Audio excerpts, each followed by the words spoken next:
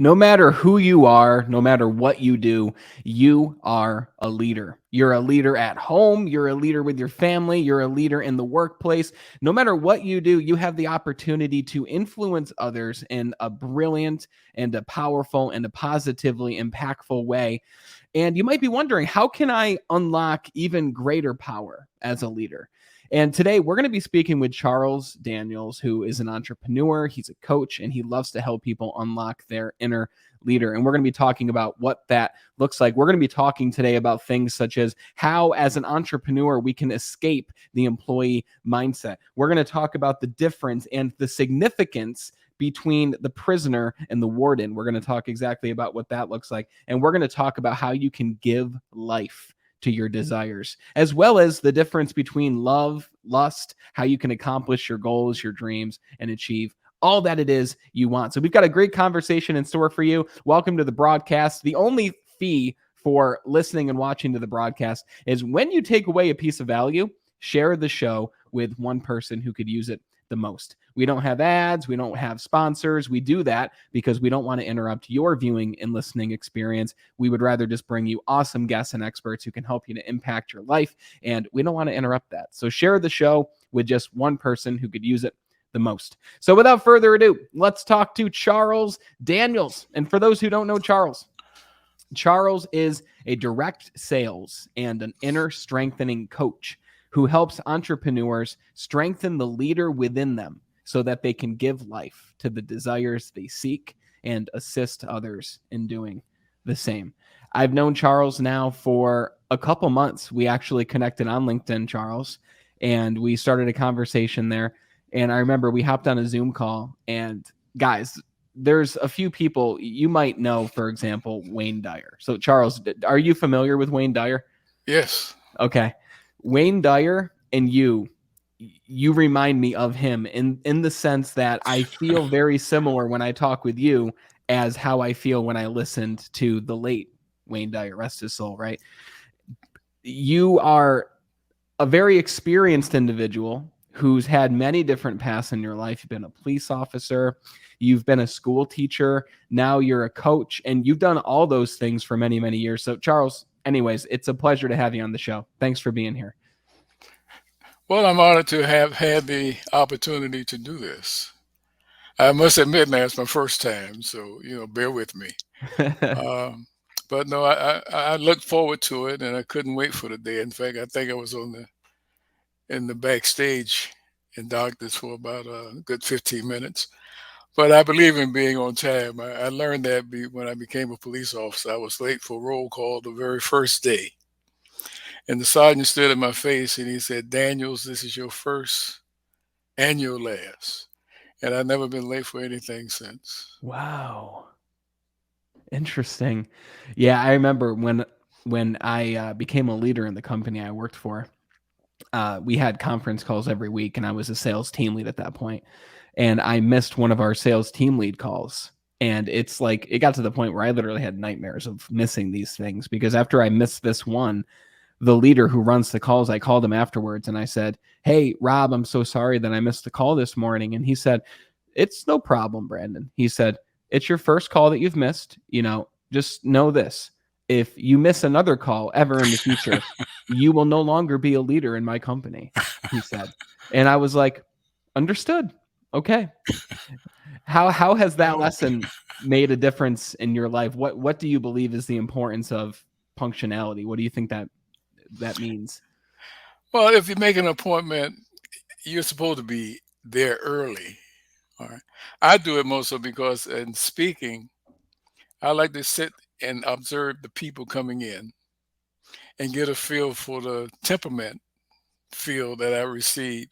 And if someone puts me and prepare me for the manner in which I present. So I think by being on time, you can learn a lot by observing and seeing what's going on. And it slows you up in a sense and gets you prepared for what it is that you're going to deliver. Yeah.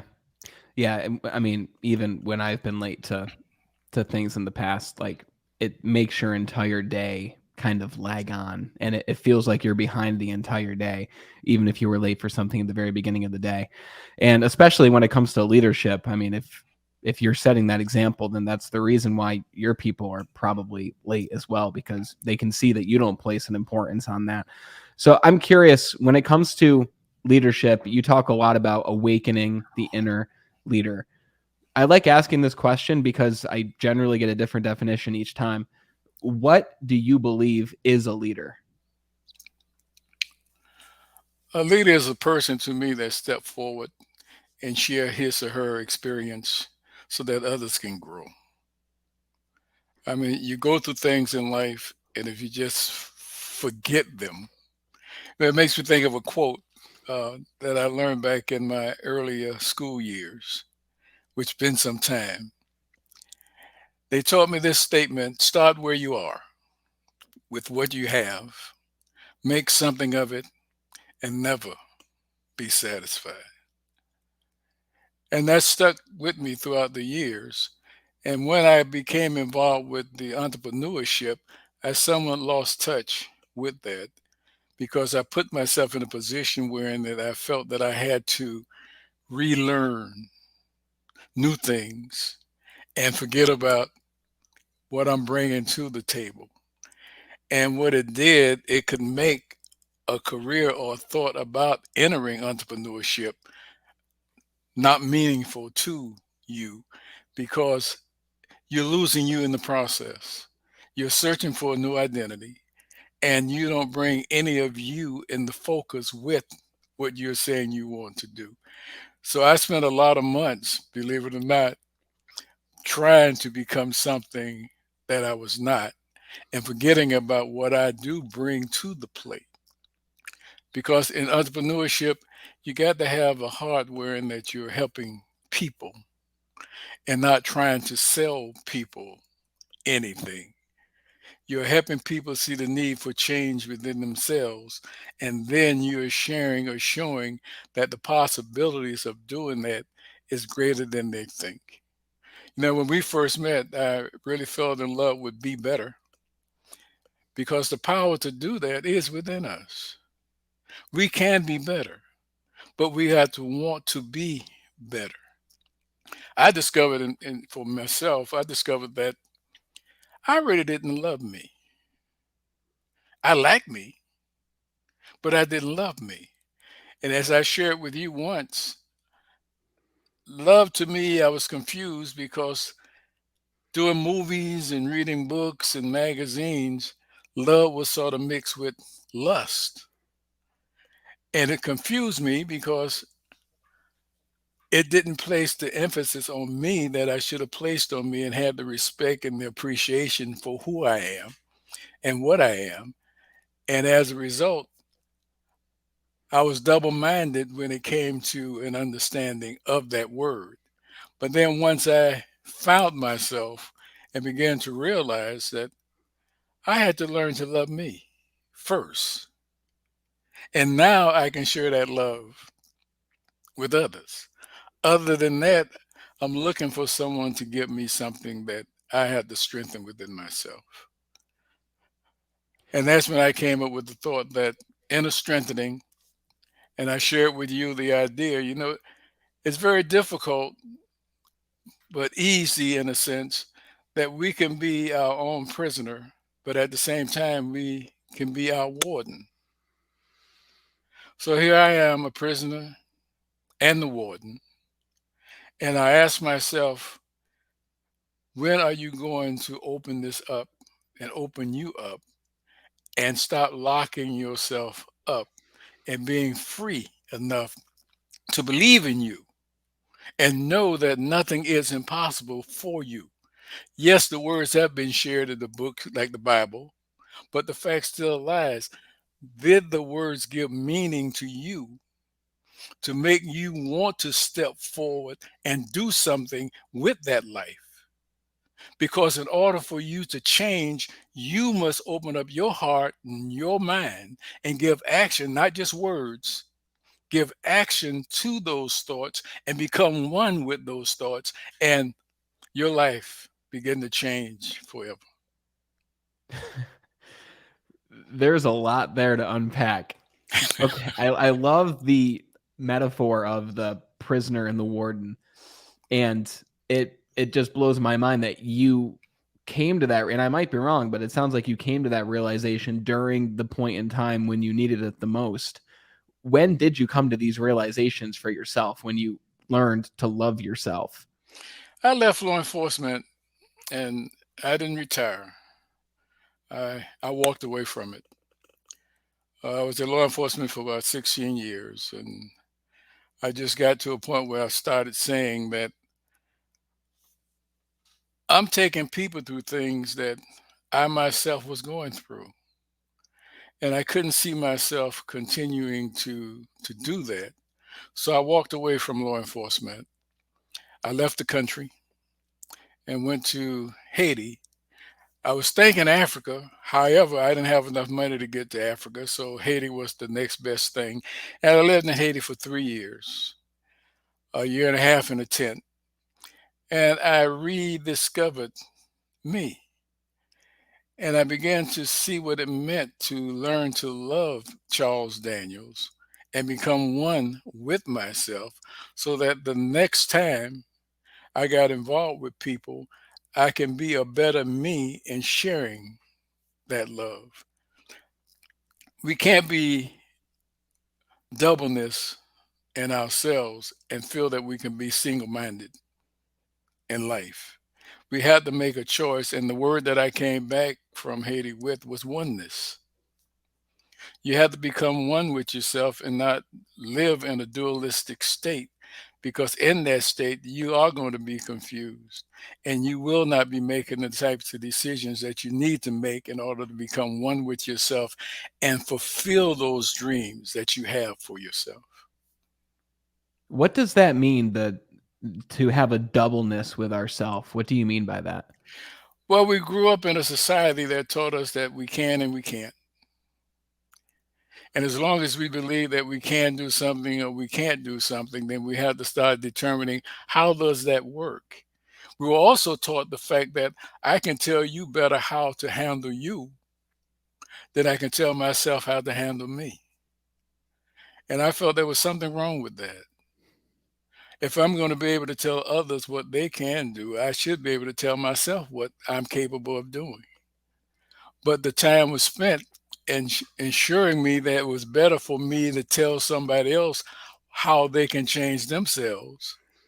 And yet I needed someone to still tell me how I can change myself, because I was the one in need of change. I was the one still desiring to grow in this life and not seeing the reality of how that could be done. Yes, I've done a lot of things and I handled a lot of jobs, but did that free me to become the me that I desired to be? And my answer was no, because I went to work and surrendered myself to, I'm going to call it slave labor, because I went to work and spent 40 hours or more doing work for someone else, but that where was not where my heart was. And I had to really stop seeing that. And it's time to give life to who you are. And the best part about that is never too late. Just because you're retired and you're like me now, what, in my 70s, right? I know I don't look it. I look very handsome for the age that I Very am. handsome. Uh, but the time to start believing that we can make our lives what we want them to be, because we are the artists. We paint our own canvas. How brilliant and bright do you want your canvas to be? And once you figure that out and start painting that life on your canvas, then become one with that and learn to grow from that. And the essence that you desire will be automatic. You need only not just believe it. And that's where I think we go wrong a lot too.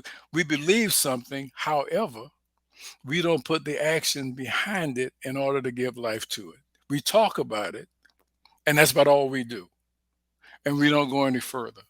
And it's time to stop doing that and just say, if I'm saying I'm going to do and I'm going to be better, this is you you're talking about. This is your greatness. This is your time. This is your opportunity. That first word from your mouth said, I'm going to do this. And then if you don't, you just lied to yourself.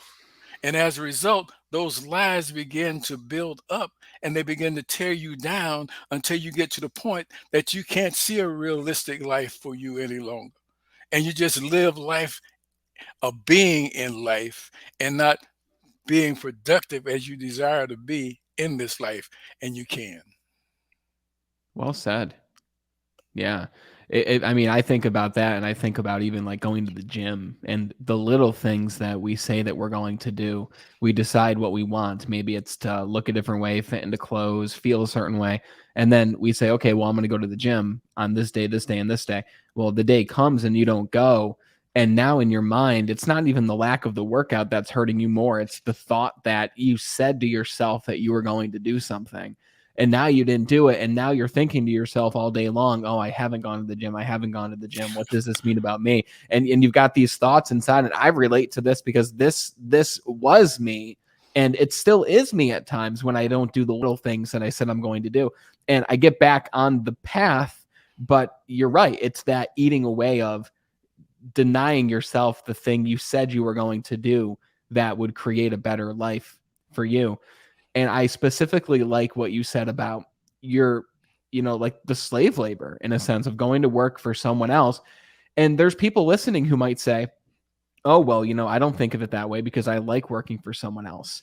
And I understand that personally. I worked for a company for over a decade, a cell phone company, and I moved up into leadership. And I loved working under the people that I worked under because they were great people. They helped develop me, helped me to learn this thing called leadership that I'm still learning every single day. But I realized there's only a certain amount of growth that can be had inside of this system. And if I want to grow anymore, I'm going to have to get out of this system. And I think of myself as somebody who isn't a born and bred entrepreneur. I think of myself as someone who does tend to operate better in a system, but I had to learn how to escape that employee mindset. And honestly, I'm still working every day to escape that employee mindset. When did you escape that mindset? And I'm assuming it's when you first became an entrepreneur, but you tell me. And like, what did that journey look like for you? Well, I got to be honest and say I took a lot of that feeling into entrepreneurship with me. And what could have been a shorter time really turned out to be a longer time because I find myself, as I said earlier, I found myself trying to change me into something that I was not. I'm not a salesman, I'm an encourager. And whatever I do, I should be in the process of encouraging people to do better for themselves. But the very first person I had to get to believe in that was myself. It was very easy for me to share the information. However, it was very difficult for me to put it into existence for me. And as a result, once I got involved with this entrepreneurship business, I was still somewhat confused because I was spending a lot of time attempting to, what can I say? Or what should I say? And I'm going through all these changes, and then I'm listening to a lot of people, and I'm seeing a lot of invitations. Hey, we can help you do this, and we can help you do that. And I spent some money in trying to get those things done. However, when it was over, I still had not changed because the inner person did not. I did not allow the inner person to say it's your time. So I came out with a thought, self-realization through inner awareness or inner strengthening. Because we can exercise the physical us. And we would go to a gym and we would do all those little extra things that we have to do in order to make ourselves look more unique for ourselves and for others. But at the same time, we can't do that to the inner because we were told from the inner part of us that nothing was impossible for us. Now, that's a heavy statement. Nothing is impossible for you. Now, the question is, do you believe it? And if you believe it, then you will step out for everything that's going to make you a better you. It's not going to be overnight, and you shouldn't expect it. And it's going to be met with difficulties, but that's okay. It's for you. and you overcome all those things that are trying to stop you from becoming what you say you want to become, because you can defeat those. Just be consistent in what you are doing. And then finally, the realization that finally came to me as I read what George Washington Carver's statement earlier was the fact: start where you are with what you have, make something of it, and never be satisfied. Never forget what you bring to the table. Yes, you're learning some new skills and some new things, but you bring a lot to the table. Don't forget that. Use it, right? Because that's you. And that's what's going to take you to the top is you. But if you get there trying to make you into something that you feel that you got to change yourself into, then it's going to be forever, if ever, accomplished. Yeah, it's so true though. I remember I looked up to Tony Robbins, and I still look up to Tony Robbins, but I looked up to him heavily back in the day when I first started to speak to teams and give trainings and things like that. And I started to literally like become him. Like the way that I would talk would be very similar to his. The way I would move my body when I was in front of the room would be very similar, to the point where people actually started saying it's like you're a mini Tony Robbins.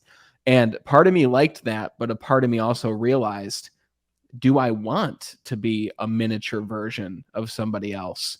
Or do I want to step into the uniqueness that I am, that is different than someone like Tony Robbins, that's different than someone like all these other motivational and people out there and all these other public speakers out there?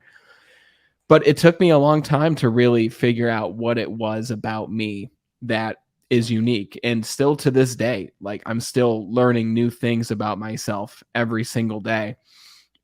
Was there a question that you asked yourself? And I'm guessing it comes back to this idea of inner strengthening. When did you discover inner strengthening, and when did you start using it for yourself to really discover who you were? I was still lost for a while. Even when I came back to this country from Haiti and got involved with education, I was still in the traditional mindset of work at that particular time. Um, when my wife passed, something happened with me and I changed. And I couldn't handle the role as an instructor any longer. At least I didn't want to handle the role because I didn't take the same type of energies in it that I had. And once I got out of it, I went in hiding for quite a few months and years.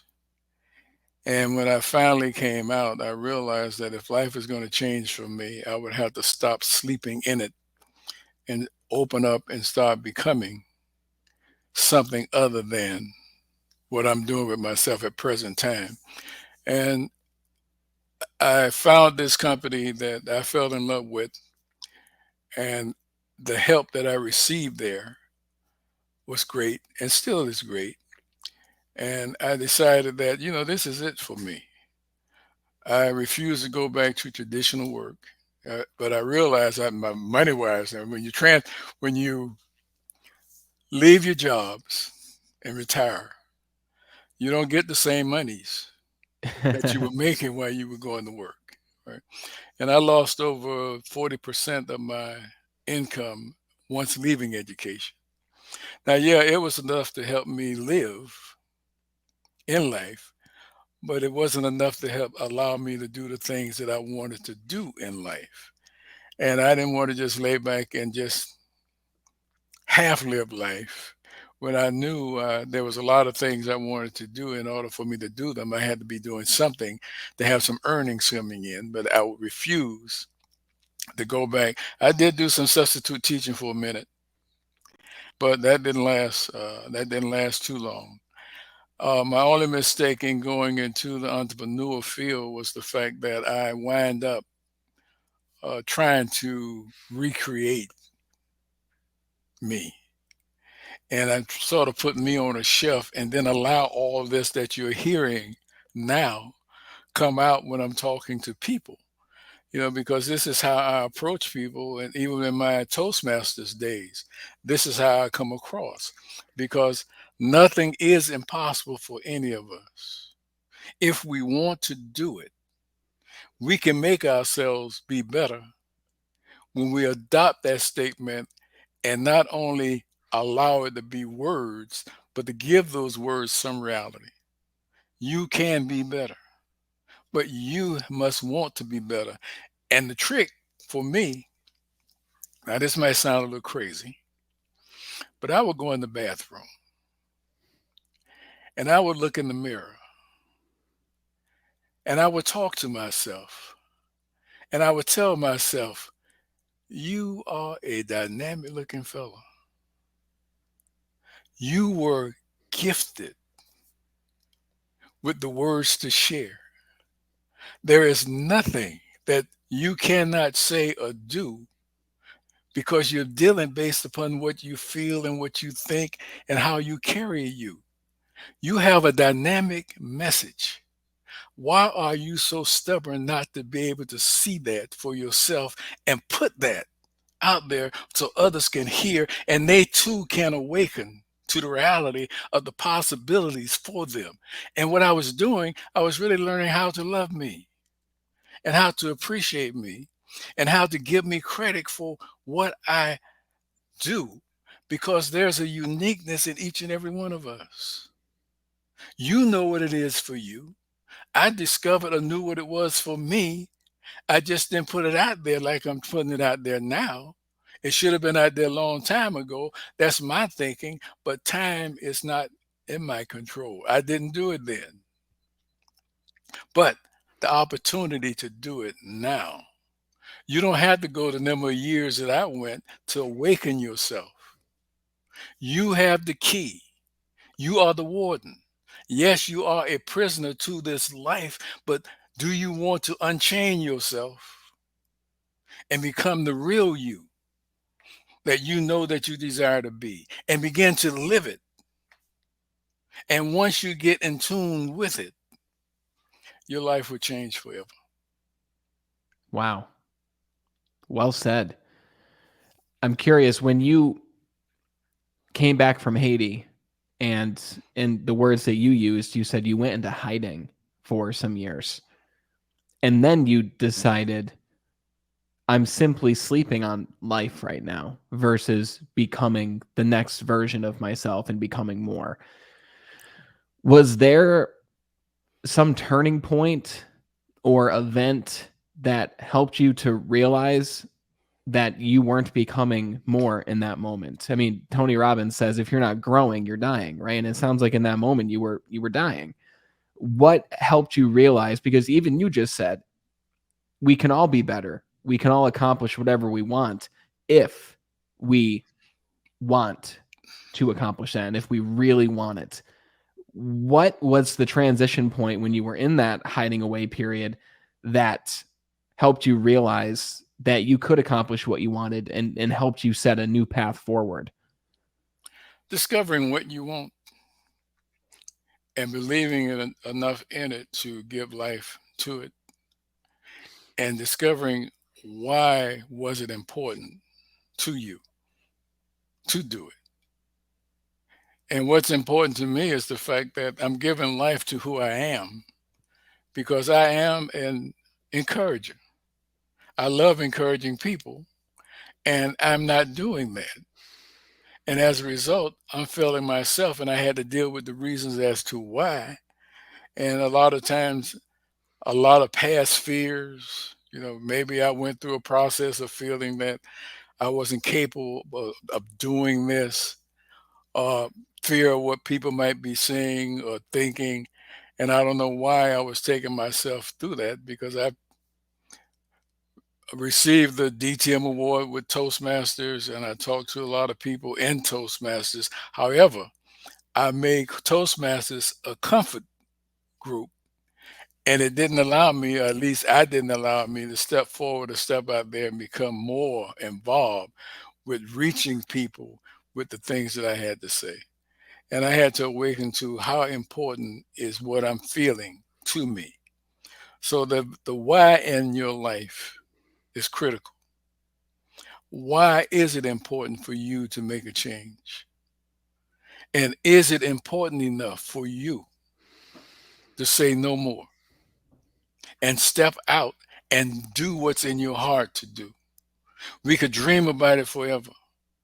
But if you had to step back and ask yourself, what would I want my, and we don't do this, right? Because we are a now, a moment by moment type people. But the fact lies, what if I was the type of individual that said, okay, 6 months from now or a year from now, I would like my life to be like, and paint that picture for yourself. And then begin to start doing those things that are going to make that become your reality. And once that's done, remember, start where you are with what you have, make something of it, never be satisfied. Now I got to my year. What do I want my life to be like now in 2 or 3 more years? You can even put the money fact. How much money do I feel I want to be earning during that particular time? We need to change the way we think, change the way we talk, change the way we act, and live the life that we see within ourselves. Step by step. It's not going to be overnight, but step by step, you gradually grow. You don't try to do it in one setting because you can't. So, so step by step, you grow.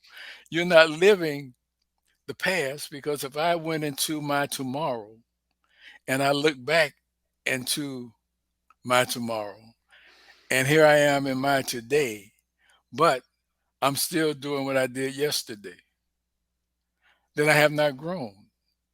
But what's stopping me from looking ahead? And I think it's time now to begin to look ahead. What do I want to do tomorrow? And make sure that you put that into action for tomorrow, and you build up that confidence of doing it today. And when you step into tomorrow, you know that I got to do this, and you give life to that thought. You don't let it sleep on you. If you go into the gym tomorrow at 7 o'clock, you're up in the morning at 7 o'clock, you're at the gym, and you're doing what you said that you're going to do. And you're planning your tomorrow. And then your future, you're going to wind up seeing the shape that you desire, the muscles that you felt that you couldn't get, right? And you're going to wind up doing those things you felt that you could not do or could not achieve. And I guess I'm saying that to say we need to stop lying to ourselves. The most important person to you should be you. Hmm. And if you are giving you what you deserve to give yourself, now when you tell it to someone else, it would have more life, because a person can look at you and see he just talking or she just talking, because nothing has seemed to change. They still seem to be the same, but you're not the same. You're happier. You got a better look on your face. You're more conversational than you ever been. And people are wondering, wow, this is a great change. And they're seeing the change, right? You don't see it because you're the actor now. You putting it into out there, and people are looking at you and saying, wow, that's not the Charles Daniels I knew. They can see it, and you can get the reaction back from them, which strengthens you even more in knowing that I'm on the right path now. And life begin to change. You begin to start seeing it different, and you begin to start living it different. It's not just about being in life, it's about living life. And we must learn how to do it, not to become enslaved in life. Things that happened in the past, we can't do anything about that. The only person whose attitude I can change is my own. And for me to try to get there and try to convince someone else that they can change, no. I can tell you that what you're doing is not proper, right? But that's as far as I can take it. You're the one that's going to have to see that it's not proper. And you're going to have to be the one to say, it's time for me to stop this. And it's time for me to give me the life that I desire, because nobody's going to give it to me. The system is not going to give it to you. If it's going to become you, you're going to have to take the steps necessary to give life to it and become one with it. Now, yeah, sometimes it takes talking to other people, not them telling you what to do, but by you being able to confess to yourself what need to be done in order for you to become one with the most important person to you, yourself. And that is confidence. I mean, when you see people who show up and they're energetic and you see them and you can literally feel and feed off of their energy, that person is the person who is looking ahead 6 months, not, 20 years, while that can be important. They're looking ahead in the short term. They're saying, "What do I want my life to look like in 6 months?" They paint the picture like you said. They ask themselves, "What do I need to do in order to make this reality an actual thing in 6 months?" And I love how you said you're not going to sit down and change everything in a sitting, but do one thing at a time, one day at a time. If you say you're going to be at the gym, get to the gym, right? Just focus on one thing. I think a big reason why me particularly, I won't do specific things is because I would put so much on my plate for the next day. I'd expect so much from myself. I'm going to create this piece of content. I'm going to run this mastermind for my group. I'm going to go to the gym. I'm going to put together an outline for the next training. And I have it all written down. And as I look at it, I'm thinking to myself, who are you kidding? Right? What makes you think you're going to get to all these things? And then the day comes and I'll get through half of it. But then the other half, I'm disappointed that it's not done. When really, if we just focus on one thing each day that moves the needle in that forward direction, that's the most important thing. And I think it's really important too, Charles, to state this. We have a lot of people on the show who say the same thing, but they say the same thing based on something they heard from someone else like you, who's actually been living their life for much longer than myself. Like, I'm 28. Like, you've got decades on me of experience. You've lived this reality. You've seen this reality. You've seen what works, what doesn't work. And for me, this entire conversation has just been like a fountain of wisdom from someone who has over 5 decades of career experience and leadership experience, and someone who is still operating from these principles. Like, even with what you said about punctuality, you're still doing it to this day because the result that it gets you is better than if you didn't do that. So I'm curious now, with where you are in your life, what does your life look like 6 months from now? Like, what kind of reality are you painting for yourself now? I plan on me doing a lot of this that I'm doing. Um, I love talking to people. I love encouraging people, and I'm going to begin to start talking to a lot more people. I'm going to begin to start getting people to see that when opportunity knocks, give the opportunity an opportunity, because things come to us and we close the door on things because we bring into it thoughts that are built or centered around doubt. And if I was not given a spirit of fear, but of love, power, and a sound mind, that means that anything is possible for me to do. I just need to strengthen myself up and step out with the knowing that this will be done and get it done, and strengthen myself in it so that others begin to see it coming from me and they can say, well, I remember when he was or she was. But now they can't say that because they see a difference in you. And if you want your life to change, then you're going to have to change in it. And as I said earlier, the only time it's late is when you say that it is. And if you're not able, and believe it or not now, thinking as I think, it keeps me young. Mm-hmm.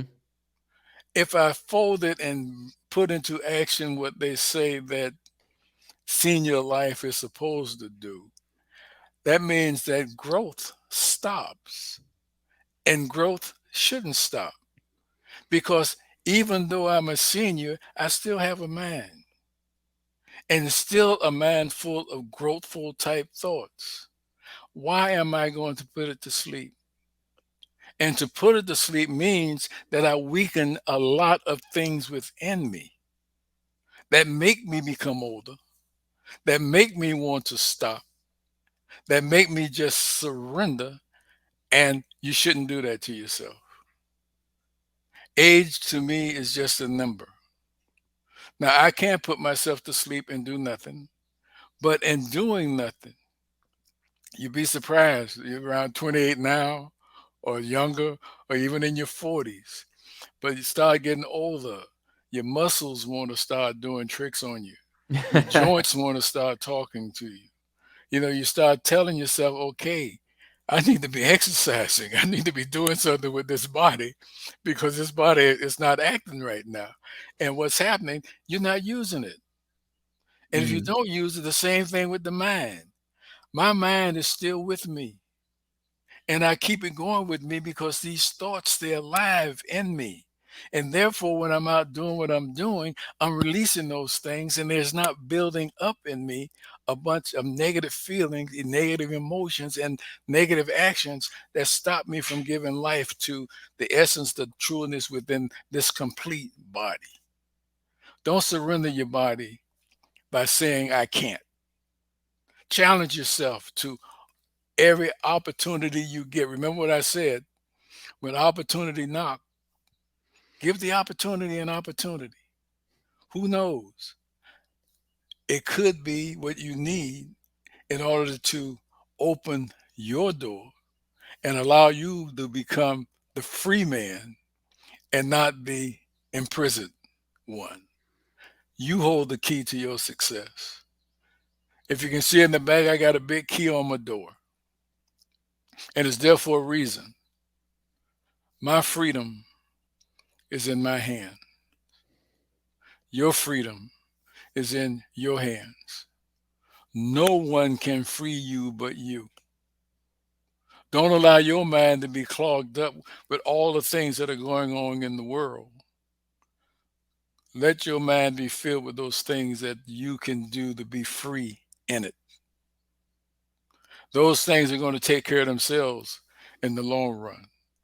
But if I surrender me for that, then I'm not giving me the growth that I truly seek.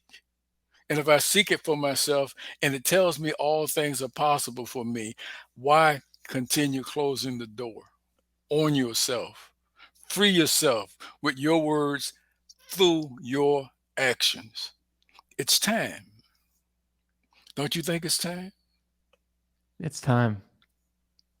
Yeah. Charles, I got to say, this is one of those conversations where I feel like when I talk, it immediately diminishes everything that's being talked about because the way that you're describing things and explaining things is on a very different plane than where I'm at currently in my life. And I'm grateful that you came on the show. I'm grateful that you're sharing everything with us now. And I've taken more away from this conversation than I've taken away from 90% or more of the conversations I've had. That's not to diminish past guests, but again, like I said, you just have real experiences and real advice and real wisdom. And I'm grateful that you came on the show. And I'm really excited to see all the incredible conversations that you have with other shows like this and other people in the next 6 months and beyond, my friend. Thank you Thank you. very much, Charles. You're quite welcome. Yeah, this was a conversation where I'm going to re-listen to it and I'm going to take notes because I took notes. Like, look at this is literally, if you're watching, all this is notes. But I had to limit the amount of notes I took because I still wanted to stay present in the conversation. But like I said, this is one of those conversations, guys, where I didn't really know what input that I could add. So I hope you forgive me just for asking question after question, but I truly wanted to just dig deeper into Charles's mind and his brain because he's lived life and he's still living life and sharing what he's learned throughout his long journey of different career experiences, different life experiences, traveling, all these things. So I hope you took something away from this episode. The original name was How to Awaken Your Inner Leader. But I think really this episode is about you being able to do whatever it is you want to do. You just simply have to decide that that's what you want. And like Charles said, you have to know why you want that thing. This has been a conversation about self-love. This has been a conversation of inner freedom, of leadership, not just of leading others, but leading yourself. Charles was generous enough to offer a breakthrough session with anyone who wants to have a conversation with him to go from where you are now to where it is you want to be in the next 6 months, to paint that picture, to take the necessary steps in order to get there. And there will be a link in the description or the comments, wherever you're listening or watching, to schedule that call with Charles, who's looking to speak with more people in this chapter of his life to help them. You heard him. His number one intention is to encourage. And I certainly feel encouraged. I hope you feel encouraged as well. This has been an incredible conversation, and I'm glad that you've been here with us along for the ride. Thank you so much for watching and listening. And until we talk again next time, continue to be better.